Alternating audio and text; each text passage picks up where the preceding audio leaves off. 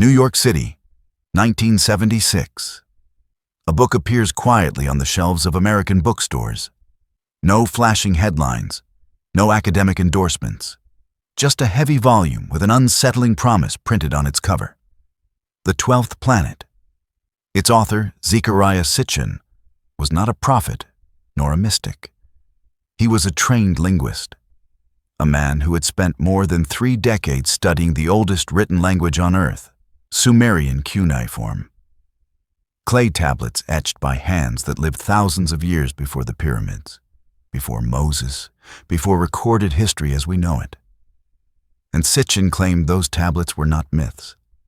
They were records.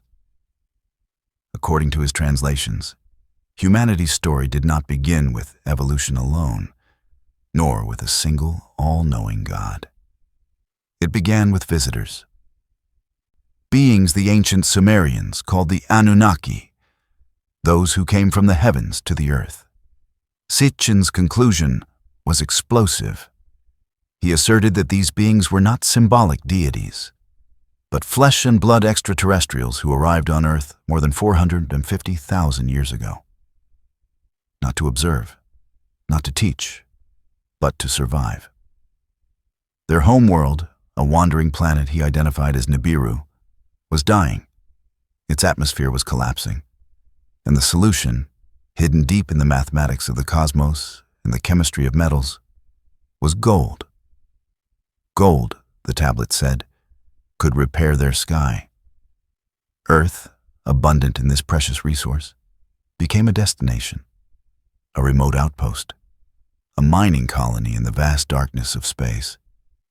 But there was a problem. The work was brutal. So, according to the ancient texts, the Anunnaki did something that would forever alter the fate of this planet. They created a new being, not quite animal, not quite themselves. A hybrid, engineered from existing hominids and their own genetic material. Humanity. If true, this would mean that Homo sapiens were not merely the result of random mutation and natural selection. We were designed, modified, upgraded, created to serve a purpose. A worker species. The implications are staggering. It would explain why human evolution appears to leap forward in sudden, inexplicable jumps. Why our brains expanded so rapidly. Why we developed language, abstract thought, mathematics, and symbolism in what amounts to the blink of an eye on the geological clock. It would also explain the darker chapters of ancient memory. Because the same tablets that describe our creation also speak of catastrophe, of a great flood, a near total annihilation of life. A deliberate decision by the Anunnaki to wipe the slate clean when their experiment threatened to spiral out of control. Sound familiar? Flood myths appear everywhere. Mesopotamia, the Bible, India, Mesoamerica. Cultures separated by oceans and millennia, all describing the same event, the same judgment, the same restart. Coincidence or shared trauma? Mainstream scholars dismiss these ideas outright. They say Sitchin misinterpreted the tablets, that the stories are symbolic, allegorical, no different from any other creation myth. But there is a problem with that explanation. The tablets are precise. They speak of measurements, timelines, bloodlines, and conflicts among the gods themselves. They describe the Anunnaki as beings who could suffer, argue, rebel, and even die. Not eternal spirits, not abstract forces, physical entities. And Sitchin was not alone in seeing this. Across the world, other researchers began noticing the same unsettling pattern. Ancient cultures, completely isolated from one another, all telling eerily similar stories. Sky beings descending to Earth, teaching humanity how to farm, build, write, and rule, then leaving, or vanishing, or being remembered as gods. What if the Anunnaki story was not confined to Sumer? What if it was global? What if Earth itself was once part of a much larger network, an interstellar system of outposts, experiments, and forgotten histories? And what if the greatest secret in human history is not that aliens exist, but that they are written into our origin story? Because if the Anunnaki truly created us, then the most unsettling question is not where they came from. It is this: why are we still here? And are they truly gone, or simply watching, waiting, from the shadows of the stars? They called themselves the Anunnaki. In the ancient Sumerian language, the word carries a chilling precision. Not gods, not spirits. It means those who came from heaven to earth. This is not poetic metaphor. It is literal description. The Anunnaki were not distant, invisible creators watching from the clouds. According to the earliest written records ever discovered, they walked among humans. They ruled cities. They argued, punished, rewarded, and demanded labor. They were present. Sumer was the first civilization to emerge after humanity's long prehistoric silence. Around 6,000 years ago, seemingly overnight, cities appeared. Writing systems emerged fully formed. Mathematics, astronomy, law, architecture, and organized religion all arrived at once. There was no gradual buildup. It was as if someone had flipped a switch. The Sumerians themselves never claimed credit for this leap. They insisted that their knowledge came from elsewhere, from beings who descended from the sky and instructed them in how to live, build, and govern. These beings were the Anunnaki. On stone reliefs and cylinder seals, they are depicted as tall, imposing figures, often winged, often wearing elaborate helmets, frequently surrounded by symbols of the stars, the moon, and the planets. In some carvings, strange objects hang from their wrists, objects that resemble modern watches more than jewelry. The winged disc appears again and again above their heads, a symbol scholars long dismissed as divinity. But the Sumerians were specific. Wings meant flight, not spiritual ascension, physical movement through the air. The Anunnaki did not dwell in heaven. They traveled. According to the tablets, Earth was not their home world. It was a destination, a place they arrived at with intent and purpose. They established bases in Mesopotamia, particularly near the Tigris and Euphrates rivers, regions rich in resources and strategically ideal for early settlement. The texts describe the Anunnaki as beings of hierarchy. Not all were equal. There were rulers, scientists, workers, and enforcers. Some resided in the heavens. Others lived among humans. They fought wars. They made decisions. They disagreed. This is where the story becomes deeply uncomfortable for modern thought. Because the Anunnaki were not benevolent guardians. They were colonizers. The tablets describe a growing crisis among them. Mining Earth's gold was exhausting. The work was brutal. Rebellions broke out among the lower-ranking Anunnaki, forced to labor in the mines. And that rebellion changed everything. Faced with unrest, the leaders of the Anunnaki proposed a radical solution. Instead of forcing their own kind to mine the planet, they would create a new being. One capable of following orders, performing physical labor, and surviving Earth's harsh conditions. A being that would not rebel.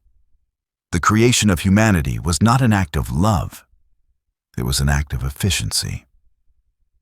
The Sumerian texts describe a long, difficult process. Multiple failed attempts. Genetic experimentation. The mixing of the essence of the gods with that of an existing Earth creature. Only after many trials did they succeed. The result was a being made in their image, but fundamentally inferior. Shorter lifespan, limited knowledge, designed to obey. This is why the tablets do not speak of humans as children of the gods, but as their servants. Over time, humans multiplied, cities expanded, agriculture flourished, civilization grew, guided and overseen by the Anunnaki. But something went wrong. Humans began to reproduce uncontrollably. Noise filled the earth. The tablets described the gods being unable to sleep, unable to think. Humanity had become a problem. And so the decision was made. A cleansing, a flood. Not a natural disaster, but a calculated reset. Some Anunnaki opposed it. Others supported it. One warned a human to prepare. Build a vessel. Preserve life. The story survives in different forms across cultures, but its origin traces back to these earliest tablets. After the flood, the Anunnaki withdrew. Not completely. They ruled indirectly. Through kingship, through divine bloodlines, through chosen leaders who claimed descent from the gods. But eventually, they faded from open presence. Or so we are told. Because the Sumerians never said the Anunnaki left forever. They said the gods returned to the heavens, and that one day, they would come back. If humanity was engineered, shaped, and guided by non-human intelligence, then our greatest myths are not fantasies. They are memories. And the question is no longer whether the Anunnaki were real. It is whether we are still living inside a story that began long before we ever understood what we were. According to the ancient tablets, the Anunnaki were not wanderers by choice. They were refugees. Their homeworld was a planet the Sumerians called Nibiru, a celestial body unlike anything we know today. Not a stable planet circling a star in a neat, predictable path, but a world on a vast, elongated orbit that carried it deep into the cold darkness of space before swinging it violently back toward the inner solar system. This journey took thousands of years, and it was killing them. The tablets speak of Nibiru's sky thinning, of its atmosphere being torn apart each time the planet plunged through cosmic debris and radiation. To the Anunnaki, the sky was life itself. Without it, their world would freeze, decay, and die. They searched for a solution, not through prayer, not through magic, but through science. They discovered that finely powdered gold, suspended in the upper atmosphere, could act as a shield, repairing damage, reflecting radiation, stabilizing the fragile envelope that protected their world. Gold was not decoration. It was survival. But Nibiru did not have enough of it. So the Anunnaki looked outward. They mapped the solar system and identified a small, blue planet rich in water, minerals, and, most importantly, gold. A planet young, wild, and inhabited only by primitive life, Earth. The arrival of the Anunnaki was not ceremonial. It was strategic. They descended to regions where gold could be accessed easily, river valleys, mineral-rich plains, tectonically active zones. Mesopotamia was not chosen by accident. It was ideal. The tablets describe landing zones, establishments, what we would now call bases. For a time, the Anunnaki mined the gold themselves. They cut into mountains, dug into the earth, hauled the ore, refined it. But the labor was unbearable. Their own texts describe exhaustion, frustration, and revolt. Lower-ranking Anunnaki refused to continue. They broke tools, set fire to installations, demanded change. This was not mythological drama. It was an industrial crisis. Faced with rebellion and the looming collapse of their mission, the leaders of the Anunnaki convened. A solution was proposed, one that would change the destiny of this planet forever. They would no longer mine the gold themselves. They would create a workforce. The tablets describe this moment with chilling clarity, not as a moral dilemma, but as a technical challenge. How to engineer a being strong enough to work, intelligent enough to follow instructions, but limited enough to never threaten its creators. They look to the life already here. Early hominids, upright, adaptable, but lacking higher intelligence. And so began the project. The creation of humanity was not sudden. It was experimental, iterative. Failed attempts are described. Deformed beings, short-lived hybrids, creatures that could not reproduce. Eventually, they succeeded. A being capable of labor, speech, obedience, a being that could multiply. The tablets call this moment a breakthrough. From that point forward, Earth was no longer just a resource planet. It became a production hub. Gold flowed upward, from mines to refineries, from Earth to the sky. Humanity worked. The Anunnaki oversaw. Civilization formed around the needs of the operation. Cities were not built for humans. They were built for the gods. But as gold was extracted and sent away, something else was happening, something the Anunnaki may not have fully anticipated. The new beings they had created were changing. They were learning. They were observing. They were remembering. And with every generation, the distance between servant and creator grew smaller. If Nibiru came here to save itself, then Earth paid the price. And the question that follows is impossible to ignore. When the Anunnaki finally took what they needed, did they leave because their mission was complete? Or because humanity was becoming something they could no longer control? The tablets do not describe humanity as a miracle. They describe it as a solution. After the decision was made to end the Anunnaki rebellion, the problem became purely technical. How do you design a being that can endure physical labor, survive Earth's conditions, and follow commands, without inheriting the ambitions of its creators? The answer lay in manipulation. The Sumerian texts speak of mixing essences, of taking the life force of the gods and combining it with that of an earth creature. Clay is mentioned, not as symbolism, but as a metaphor for genetic material, the raw biological substance from which form is shaped. This process did not succeed immediately. There were failures, beings that could not stand upright, others that lacked cognition, some that lived briefly and died without offspring. The tablets are uncomfortably specific, trial after trial, adjustment after adjustment, until the correct balance was achieved. At last, they created a being that could speak. That moment is critical. Language was the dividing line. Without it, instruction was impossible.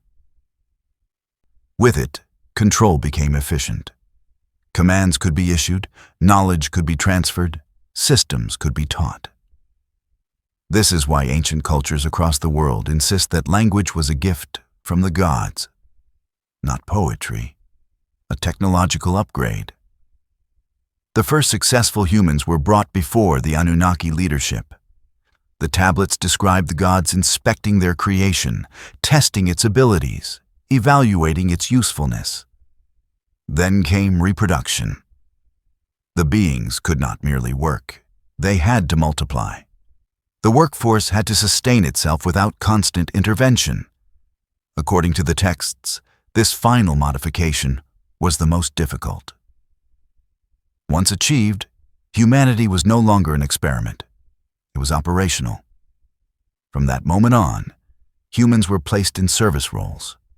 Mining, agriculture, construction, maintenance. The Anunnaki ruled. Humans labored. And here, the story intersects with something disturbingly familiar. In the Sumerian accounts, the first human is called Adamu. The name means man. Later, This figure appears again, condensed, simplified, stripped of context, in the book humanity knows as the Bible. Adam is formed from dust, given breath by a higher being, taught language, placed in a controlled environment, forbidden knowledge withheld. The similarities are impossible to ignore, but the older tablets include details that the later texts omit. They do not describe a single god. They describe a committee. They do not describe love. They describe necessity. And they do not describe a fall caused by disobedience. They describe a fear among the Anunnaki that humans were becoming too aware. Knowledge was restricted. Lifespans were shortened. Access to certain truths was removed. Humanity was allowed to remember just enough to function, but not enough to question. Still, memory has a way of surviving. Stories were passed down, not as facts, but as myths. The gods became divine. Technology became magic. Machines became chariots of fire, and the Anunnaki became immortal beings in the sky.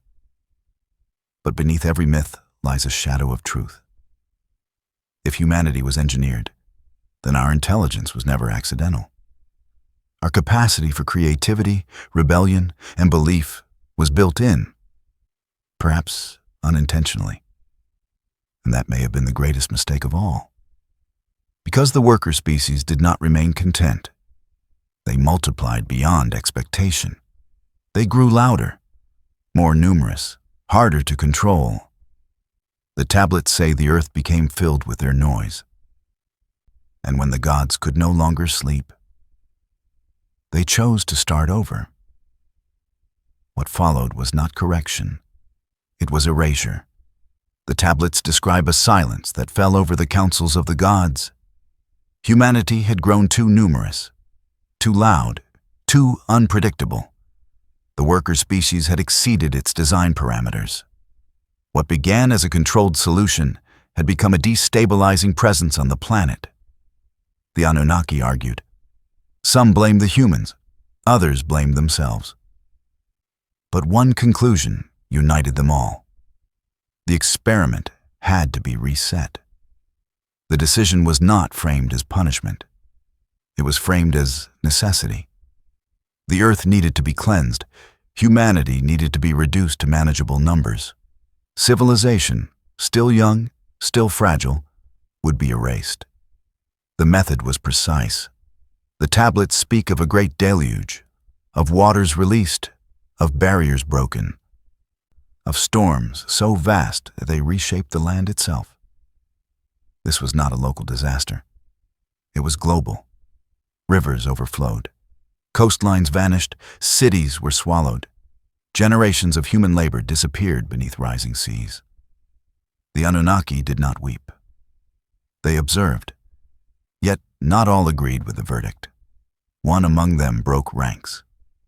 The tablets describe a god who felt compassion for the humans, not because they were equals, but because they were creations. Responsibility, not mercy, drove his actions. He warned one man, not to protest, not to fight, but to prepare. Instructions were given, measurements, materials, timelines. A vessel was to be built, not as salvation for humanity, but as preservation of a template. A seed from which the workforce could be regrown after the waters receded. This is why flood stories around the world share the same structure. A warning, a chosen survivor, a vessel, animals preserved, civilization restarting from a single point. The names change, the details shift, but the core remains untouched. Because memory does not vanish, it degrades. What the Sumerians recorded as an internal conflict among advanced beings was later remembered as divine judgment. What was once a technological act became a moral lesson. The Anunnaki were transformed into gods, and their decisions reframed as the will of heaven. When the waters finally withdrew, the world was not the same. Something had been lost. Cities were gone. Knowledge fragmented. Humanity began again, not from ignorance, but from amnesia. Fragments of the old world survived in stories, symbols, and rituals. The true scale of what came before faded into myth. The Anunnaki remained, for a time. They reorganized, re-established control, ruled through kings who claimed divine ancestry. Bloodlines became sacred, authority became hereditary. But something had changed in them as well. They had seen what humanity could become, and they had learned something dangerous. Even a designed species can evolve beyond its intended purpose. So they withdrew, gradually, strategically, leaving behind systems instead of presence, religion instead of rule, memory instead of guidance. Humanity was no longer directly managed, it was monitored. And the greatest deception was not that the gods destroyed the world. It was that they allowed humans to believe the flood was an ending. In truth, it was only a pause, because from that moment on, the Anunnaki no longer shaped humanity from the outside. They shaped it from within, through fear, through belief, through stories that hid their footsteps behind the mask of divinity. And somewhere beneath every flood myth ever told lies the echo of a decision that was never meant to be remembered. If the Anunnaki truly erased humanity once, they did not erase the evidence completely. Fragments remained, scattered across continents, carved into stone, etched into mountainsides, preserved not in libraries, but in landscapes that outlived empires. Long before writing, humans recorded their most important experiences in rock. These were not decorations. They were messages, meant to endure when memory failed and civilizations collapsed. Petroglyphs.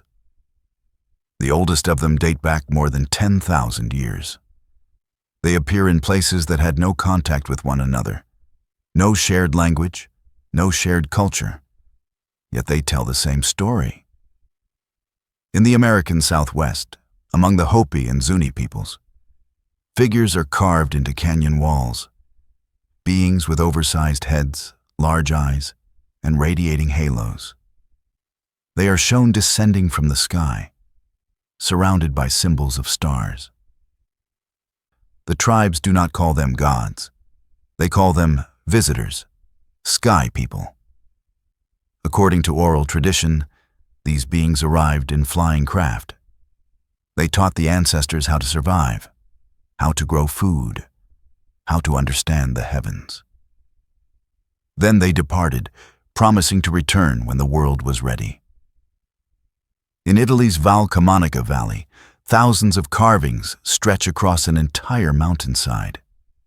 Among scenes of hunting and ritual stand figures that do not belong to the ancient world.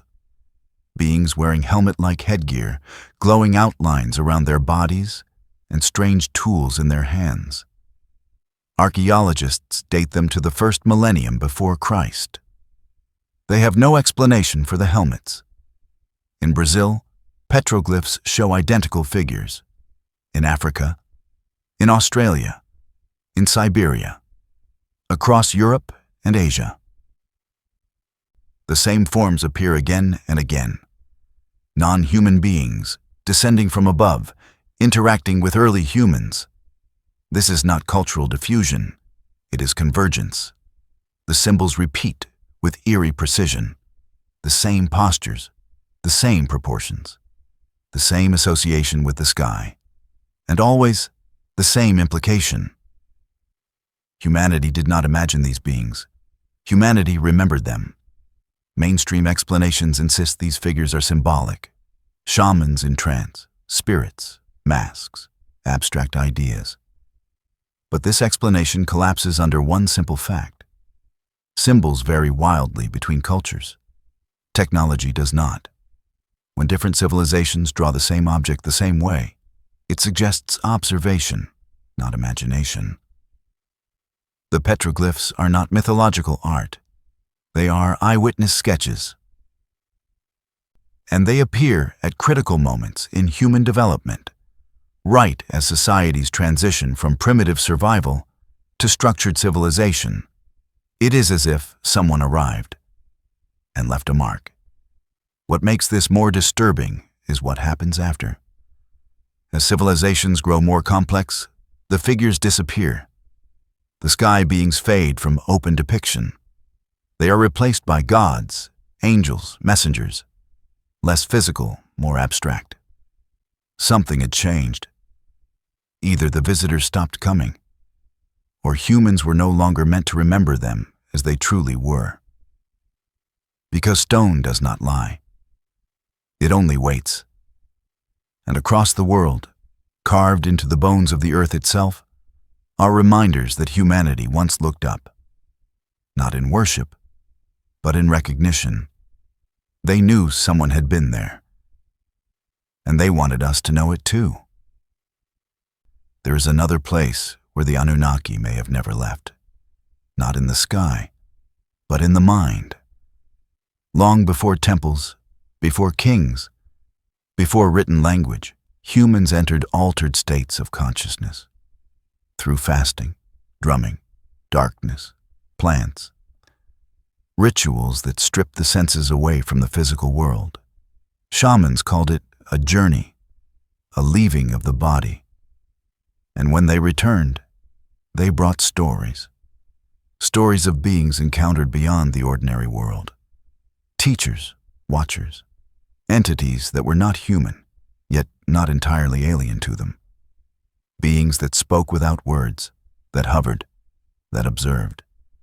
Across continents and eras, these descriptions are nearly identical. This is not coincidence. In southwestern France, deep inside the Lascaux caves, Paleolithic artists painted scenes more than 17,000 years old. Animals dominate the walls: bison, horses, deer. But hidden among them is something else. A figure unlike any animal. It has the body of a man and the head of a bird, the so-called Birdman of Lascaux.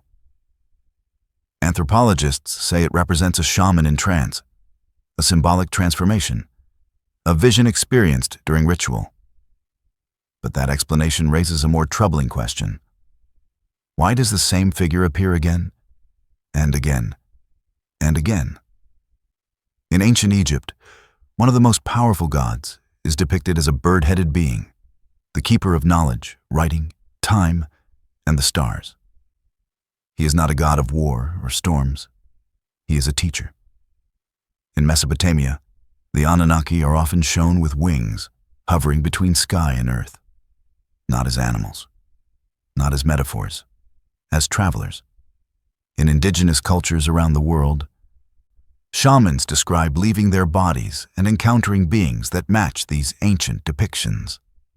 Tall figures, non-human faces, eyes that seem to observe rather than judge.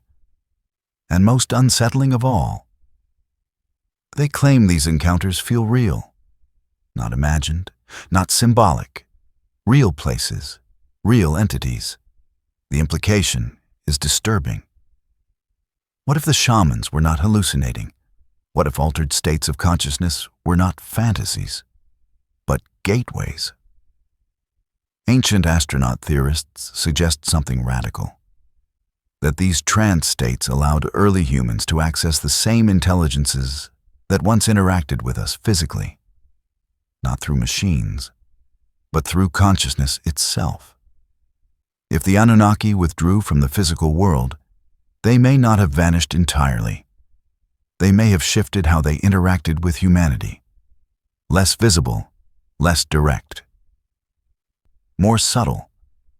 Teaching through visions, guiding through symbols, influencing belief systems rather than ruling openly. This would explain why early civilizations suddenly develop complex cosmologies, why spiritual systems emerge fully formed, why humans begin asking questions about the universe, the afterlife, and their place among the stars. It would also explain a mystery archaeologists still cannot solve. Around 40,000 years ago, human behavior changed abruptly. Cave art exploded in sophistication. Music appeared. Burial rituals emerged. Symbolism, spirituality, and abstract thought became central to human life. This was not a slow transition. It was a leap. Something ignited the human mind.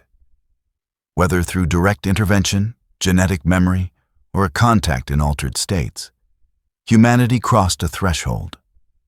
And once crossed, there was no turning back. If the Anunnaki were teachers, then the classroom was never limited to stone temples or golden thrones. It extended inward, into dreams, into visions, into the hidden spaces where the human mind touches something vast and ancient.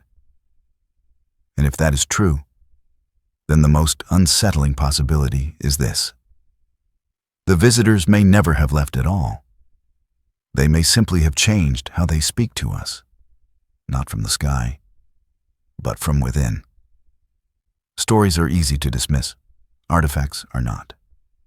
Across the ancient world, legends speak of sky beings descending to Earth. But legends alone are never enough. For a theory to survive, it must leave something behind, an imprint that refuses to fade. In the forests of Sierra Leone, West Africa, that imprint may still exist. Hidden among remote villages are hundreds of stone statues known as the Nomoli. They are heavy, ancient, and unlike anything else produced by known African cultures, the figures depict beings with oversized heads, non-human proportions, and expressions that seem almost restrained. Local tradition does not call them idols. They call them remnants. According to legend, the Nomoli fell from the sky during a time when the heavens turned to stone. When the sky beings arrived, pieces of that sky rained down with them. For generations, this was treated as myth, until the stones were found. Scattered near the statues are strange blue objects, smooth, glassy, and unlike any known mineral native to the region. Locals call them sky stones. At first glance, they appear unremarkable, but when researchers began examining them, something didn't add up. Their composition defied classification. So samples were sent to laboratories, multiple labs, multiple analyses, and no consensus. Some suggested industrial byproducts. Others proposed rare geological formations. None could explain how they were made, or why they were found only near the statues tied to legends of beings falling from the sky. More unsettling discoveries followed. One of the Nomoli statues was X-rayed. Inside, researchers found a perfectly shaped metallic sphere embedded at its core. Not cracked, not corroded, precisely placed. The statue itself is estimated to be thousands of years old. The sphere inside it should not exist. There is no known ancient technology capable of producing such an object, or embedding it without destroying the statue entirely. And yet, there it was, sealed inside stone like a message never meant to be opened. Similar mysteries appear elsewhere. Ancient figurines in South America resemble beings wearing modern-style helmets. Japanese dog figures display suits with segmented joints and visor-like faces. In Mesoamerica, carvings show figures emerging from craft-like objects, surrounded by symbols interpreted as energy or fire. Each artifact alone can be explained away. Together, they form a pattern, a troubling one, because these are not spiritual symbols. They are physical representations. Attempts to explain them as coincidence grow weaker with every new discovery. Cultures separated by oceans and millennia should not depict the same impossible details, unless they were describing the same thing, the same visitors. If extraterrestrial beings interacted with humanity, even briefly, they would leave traces, not grand monuments, not written confessions, but debris, materials out of place, objects that don't belong in the timeline. And perhaps that is why so many of these artifacts are dismissed, ignored, or quietly stored away, because they threaten a carefully constructed narrative that humanity rose alone, unaided, untouched. But the stones do not care what we believe. They remain, silent, waiting. And if even one of these objects is truly not of this earth, then the implications are devastating. Because it would mean the visitors were not just teachers. They were engineers. And Earth was not just observed. It was used. The only question left is how much evidence we have already found, and how much has been hidden from us. If the Anunnaki were only myth, their story would have faded.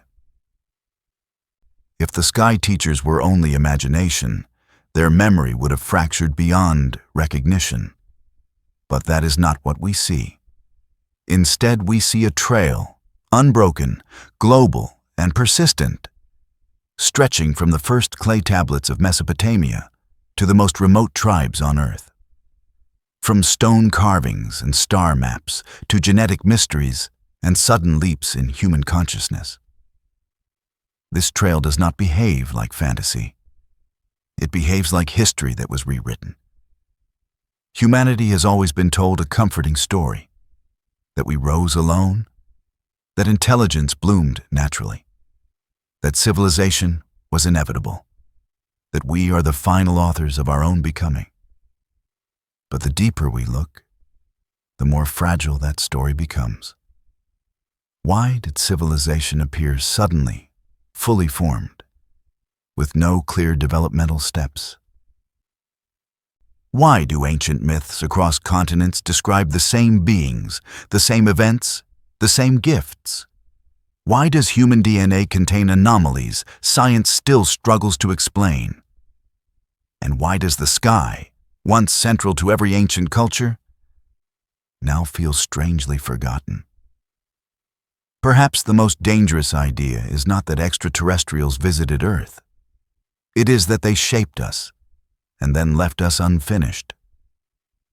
If humanity was engineered, then our intelligence was never meant to be complete. Our curiosity was allowed, but bounded. Our memory fragmented, our past sealed behind layers of myth, religion, and ridicule. And yet, something survived. A restlessness, a need to look upward, a sense that we are not alone, not just in the universe, but in our own story. What if the Anunnaki never intended to rule forever?